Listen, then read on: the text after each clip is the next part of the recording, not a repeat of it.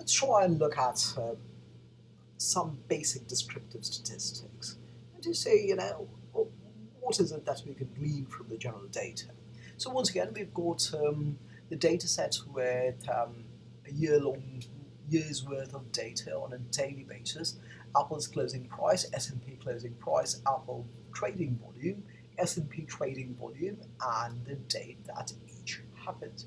Now, the way to get some descriptive statistics is again go to data, and then once you click on data, you'll see that data analysis opens up, and once you're there, click on descriptive statistics and OK. What they're asking us is what's the input range. So once again, we'll put in the input range. And of course, we don't really care much about which the statistics for date. We know that the dates are just in an ordered fashion, starting January 17th, 2019, ending January 16th, 2020. So all we want to know is the closing stats and the volume stats. So we'll say select the set. And once again, a quick way, rather than pulling the whole thing through, is Command Shift and Down key on a Mac. And you do that, make sure that it says labels in the first row, and then it asks you where would you like your output range to be. And let's say we want it to be right below the correlation matrix, and we click out there. And it says, what do you want to know? We'll say we want to know the summary statistics, and that's that. Click OK, and it shows you all the stuff you need to know. Once again, to open up all the or increase legibility, click the entire spread worksheet and just double click on one of these borderline markers where it turns into sort of a cross with two horizontal arrows, and it opens it up. So it gives you some interesting things. Firstly, it tells you about the mean, and it tells you about the median, it tells you about the mode for S&P, for Apple's volume. So it says that Apple's mean price this entire year of trading has been about $215.045. Now, mean is interesting, however, I'm not a big fan of mean because the mean value, which is basically nothing but the average, tends to be heavily influenced by one big number on one side versus a very small number on the other side. So it tends to be impacted very much by large numbers in the middle, even though those large numbers might be outliers. So let's look at. So I'm a bigger fan of median. Median is basically if you were to simply parse and range the data in terms of lowest to highest. Median is nothing but the middle data point. So suppose you had 21 different values and you arrange them from lowest to highest, it would be the 11th data point. That would be it. So the median oftentimes tells you a better story. In this case, the median says, you'll see how different it is too. And we'll try and understand why that happens. The median is $204.45 or 46 cents if we were to round it up, versus the mean, which seems to be higher. But it basically means, why is it that the middle point is lower than the average?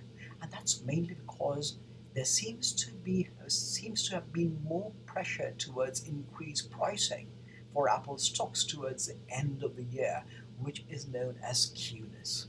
Now, if you look at skewness, this is skewness. So when we say the data is skewed, it basically means that the data is unbalanced. But which way does the balance lie? In this case, we realize that the skewness is a positive skew, which means most of the data is being pushed to the right, which means Apple stock prices increased faster during the end of the year than it did during the beginning of the year, right? And that's what it said. And that's why you see that the mean tends to be higher, because the latter part of the year is pushing the average to be higher, even though if you are to look at how it moved, round about the middle part, it seemed to be slightly lower. So so the skewness in this case is positively skewed.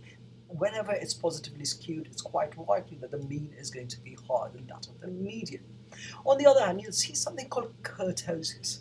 Kurtosis basically, the best way to put it is, kurtosis basically means how high the peak is of the chart itself. Now, all it basically means is if you have very high kurtosis, it simply means you have too many outliers. You have low kurtosis, it doesn't have too many outliers. So you want a low kurtosis. So a negative kurtosis basically means that, the data has been quite consistent. On the other hand, if you have a high outlier, or if a high kurtosis, like you have for S&P volume and Apple volume, it seems to me that there were days when there were some anomalous trading going on. Too many pieces of stocks being transferred. So you have a few outliers there, but if you have a negative kurtosis, you typically would say that the data seems to be somewhat stable and consistent over time. It also tells you what the minimum and the maximum has been. Says that Apple's minimum price, so basically the range for Apple has been $164.26 over the year. Minimum has been $152.60, maximum has been $316.96. For S&P, the minimum has been 2632.9 and maximum has been 3316.81, which also means that minimum minus max or maximum minus minimum is your range. So it also tells you this is the total count. So we had 252 days of trading between January 17, 2019 and January 16, 2020, and this gives you a general idea of the data. So this is known as a descriptive. Next, let's go into just doing a bit of a trend, right? Just understanding a little bit of a trend. So firstly, let's use the trend function. So let's go down and then we'll command down key. And we want to know, so we know that this is Apple's closing.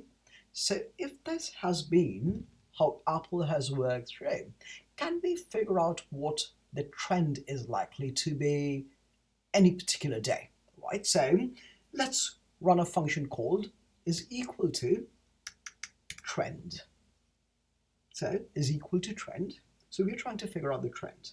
And then open brackets, and they're saying, what are the known Y's? So we're saying that, well, Apple seems to be moving in line with, the, what do you call it, the days of the year, and we think that Apple's prices move daily. So we'll make another assumption later on, and we'll see which one might hold better. And we want to look at what's going to be the trend for Apple. Can we predict what Apple is likely to be perhaps end of January? How would we do that? So in this case, trend, we're saying that what's the known Y? Known Y's in this case are Apple's prices. So we go up to, we select all of Apple's closing prices. So in this case, remember, you can't be running a basic function, so make sure only the data is captured and not the labels. So we go all the way down into Command Shift, that B2 to B53. So we're saying Apple's prices depend on the day. And it's saying that what are the known X's? So the days are the X's. So we'll say it depends on the day of trading.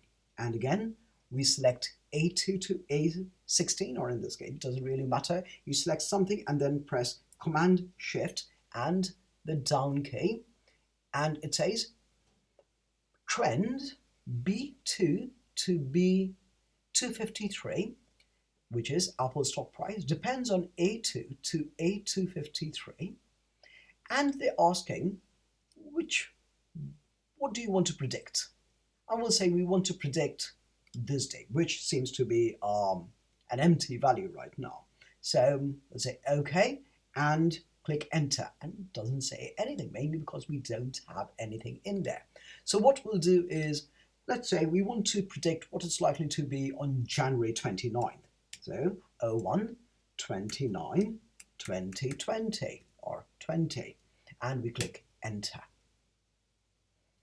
If you are to look at that, it basically says, based on how the valuation seems to be working, it's quite likely that January 29th, Apple's value is going to be, Apple stock's going to be $279.60, right? So if we were to say, what about January, let's see, we'll just follow the same format as this, which is 1/15. So we'll say 1/20, 2020 or 20, and it tells you what it's likely to be on January 20th.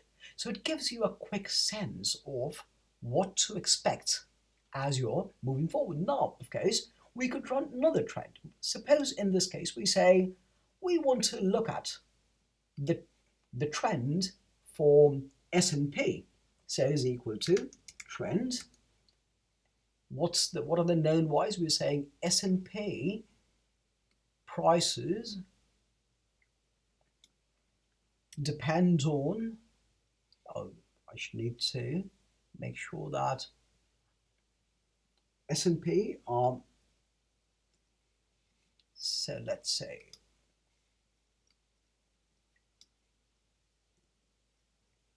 $253. S&P depends upon, yeah, I think I didn't do a good job there. So once again, it depends on, so in this case it's 253, and it depends on the day, which is it. Right now I just selected a set and then make sure it's 253, because now that we have the new cell filled out, it's saying that, oh, it thinks that's legitimate entry. And then we'll say which day do you want to predict it for, and we say for the 20th. And enter, and it tells you, based on the data, the trend appears to be 3180. So we can do the same set in this case, because we want to look at the rest. We will follow a quick take and we'll say that, well, they all depend on the year anyway. So it's going to be, let's say, option F4 or function F4 to function F4.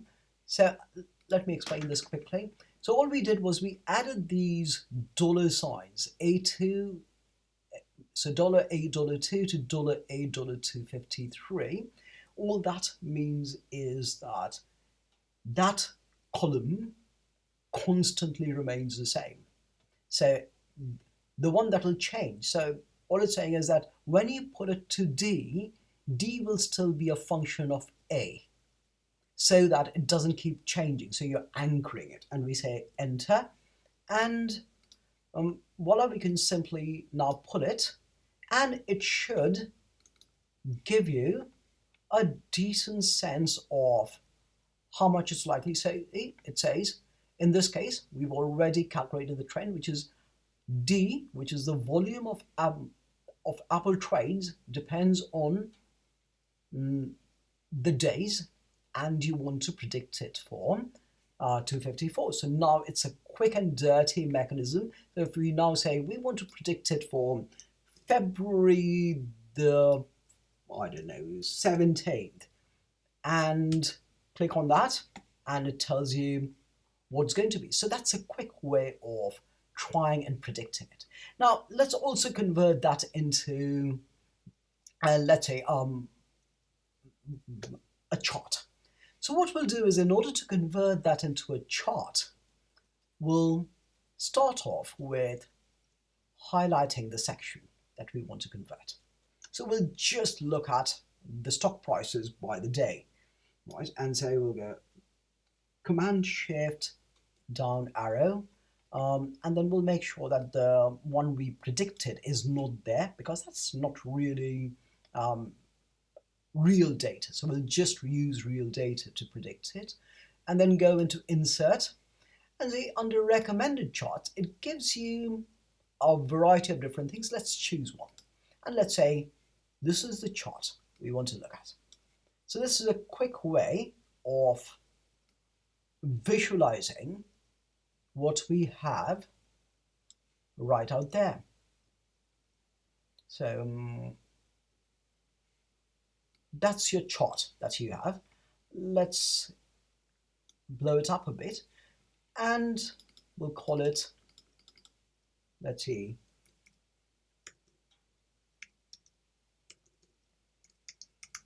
Apple versus S&P. And we look at Apple versus S&P, and it gives us the trend, right? You see that S&P is moving up, but Apple has been moving slightly at a slightly accelerated set. Now, if you remember the fact that when we looked at the betas, Apple had a beta of 1.24, right? So let's see how that holds. So let's do a quick check. So one quick way of doing it is to click on Apple's, what do you call it, marker, the trend line. And then it says that this is how it's set up, this is how it's moved. And then what we'll do is we'll say, right click on it and say, add trend line. And the minute we say that, it shows that we actually have a trend line. So the question is, all right, we know that Apple prices tend to change by the day, but how much does it change by the day? So this will give us the answer. So one way is, and so we'll say that it says trend line option linear. If we say it's linear, then we say display equation on the chart, and we'll move this equation if we can, so that it's a bit more legible, and it's very interesting. If you are to look at it, it says that Apple tends to move at 1.27 times that of its everyday move itself. Somewhat similar to what we found, but that's not really, because in this case it's by the day rather than by S&P, and we'll run this once again. So it gives you a trend. Now if you are to look at the trend, so if you go back to add trend line, and suppose we say it's polynomial. Now we're not going to talk about being polynomial. Polynomial basically says it actually is a non-linear relationship, because we see that there seems to be a dip and then it sort of goes up. And we'll look at, suppose we want to look at the fifth order of polynomial, see how it changes as we move it, and we'll say, all right, and then we say display equation on chart, and of course you'll see that it's a fifth order polynomial that it's sending. So it's basically saying that it depends on a series of different power structures, where of course x to the power 5 is when the day changes by to the power 5, this is how much it changes. On the fourth power, it changes by this much. Third power, it changes by this much. Second, it changes by this much. And one power, it changes by this much, because it's at um, um, what do you call it, a power of 5, right? It's a polynomial to the order 5, so it's basically x5. Now, if it were to be a polynomial power of 2, then it would just have x and x squared. And you can't really have 1 because then it's linear. Now, if it's linear, it just has 1. So we won't talk more about this right now, but this is one way to plot it, but it gives you a sense